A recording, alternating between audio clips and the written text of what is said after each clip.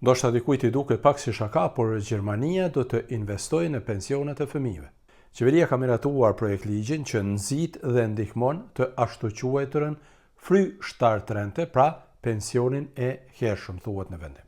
Shteti do të ndajë çdo muaj nga 10 euro shtesë dhe do t'i depozitojë ato në fondin e kursimit për pension. Ky projekt ligj duhet të miratohet natyrisht edhe në Bundestag, por qeveria e ka miratuar sot atë me 12 gusht 2026 dhe ai është miratuar sipas propozimit të ministrit të financave. Sipas këtij plani, fëmijët nga mosha 6 deri në 18 vjeç do të marrin nga 10 euro shtesë çdo muaj nga shteti. Ato do të investohen në një fond i cili bazohet tek tregjet financiare, që do thotë se me këto para do të blehen edhe aksione dhe letra të tjera me vlerë. Nëse projekt ligjin e miraton edhe Bundestagu, që pritet, ai do të futet në fuqi me 1 janar 2027, ndërsa përfituesit e parë do të jenë fëmijët e lindur në vitin 2020. Por këta fëmijë para do të marrin në mënyrë retroaktive duke filluar nga janari i vitit 2026. Ndërsa në vitet në vijim, programi do të zgjerohet gradualisht edhe për brezat e tjerë të fëmijëve.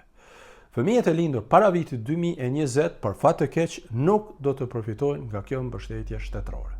Ndërsa prindërit do të kenë mundësinë të paguajnë edhe vetë në këtë fond, pra mund të paguajnë para shtesë në mënyrë që fëmijët e tyre të përfitojnë më shumë para kur të dalin në pension. Prindërit mund të kontribuojnë me deri 6.840 euro në vit nga fondet e tyre. Por, të kuptohemi, këto janë para shtesë dhe nuk kanë të bëjnë me pensionin ligjor, sepse ai mbetet ashtu siç ka qenë. Mbështetja e shtetit përfundon në moshën 18 vjeçare, por kapitali vazhdon të investohet deri në pension. Ndërsa, tërheqja e këtyre parave do të jetë e mundur në parim vetëm pas moshës 65 vjeçare. Tashti, me siguri që shumë prej jush pyesni, po sa para mund të grumbullohen në këtë mënyrë? Këtë pyetje ja kam shtruar edhe unë vetes, të them të drejtën.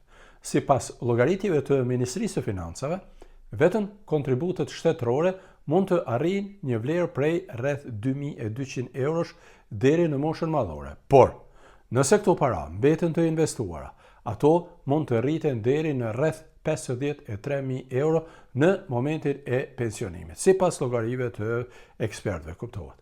Por shuma reale do të varet natyrisht nga gjendja në tregjet financiare. E ju e dini që tregjet financiare nuk kanë ndonjë garanci përfitimi. Sidoqoftë, para se e gjitha kjo të fillojë, projekt ligji duhet të miratohet së pari edhe në Bundestag. E ju, nëse doni, shpërndajeni këtë video dhe mos harroni të abonoheni në kanalet e mia, ndërsa unë në ditët në vijim, pra kur të miratohet nga Bundestagu, me siguri që do ta shpjegoj edhe një herë më detajisht këtë ligj. Faleminderit dhe mirupafshim.